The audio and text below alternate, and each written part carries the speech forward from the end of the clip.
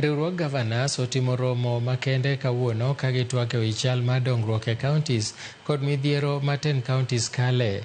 Jakom mar riwruogno Ahmed Abdullahi twak gi oganda e sani ka koro wadhi achiel kachiel mondo wawinjane kaka twak ma kamano dhi nyime. From 113 the previous year, showing a focus on upgrading rather than expanding. 36 counties maintained digital business registration, though only 33 have implemented the unified business permits, down from 30, highlighting the slow adoption of integrated systems.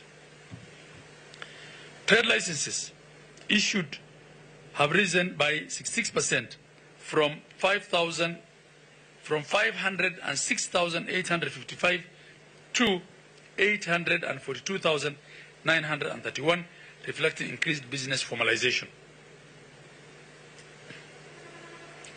MSME support also grew, with 60,020 enterprises trained, nearly double the previous year, on key topics like registration, finance, and identifying business opportunities. County governments are promoting investments through policy development, with 12 counties creating investment policies and 10 establishing investment authorities or boards. These bodies drive specific investment initiatives by identifying opportunities, monitoring progress, and providing aftercare services to investors, helping attract and retain investments within counties.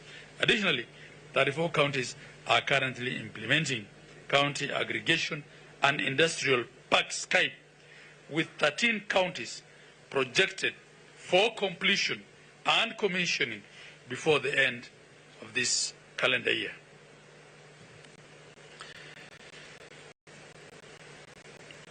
These parks are designed to provide aggregation and industrial processing facilities, thereby reducing post-harvest losses, enhancing value addition, and ultimately increasing farmers' incomes. In the fiscal year 2024-2025, county governments supported the growth of cooperative societies, with the total number rising from 20,175 to 21,016, a net increase of 841 new cooperatives. To improve governance and sustainability, specialized training on alternative dispute resolution. To improve governance and sustainability, specialized training on alternative dispute resolution, ADRs, was introduced for county cooperative officers. Counties also advanced capacity building efforts, focusing on leadership, audit support, and enterprise development to strengthen cooperative performance and member engagement.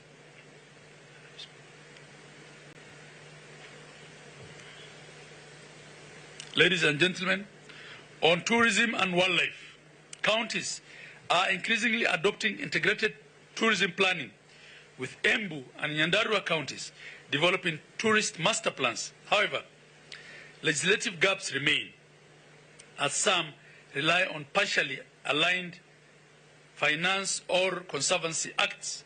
A key development is Baringo's 2024 Conservancies Bill, proposing structured governance, licensing, and revenue sharing for community conservancies, supported by existing regulations and management plans. Counties are actively developing wildlife and cultural sites to boost local tourism, with 15 reporting museums, 21 recreational parks, 6 theaters or cinemas, and 12 public beaches and 26 cultural sites.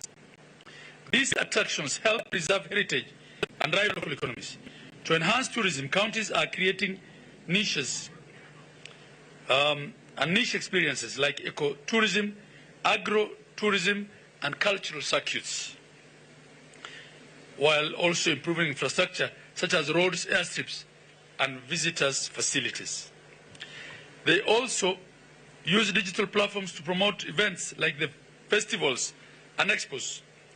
Public-private partnership, community involvement, and sustainable practices are being prioritized to support long-term growth.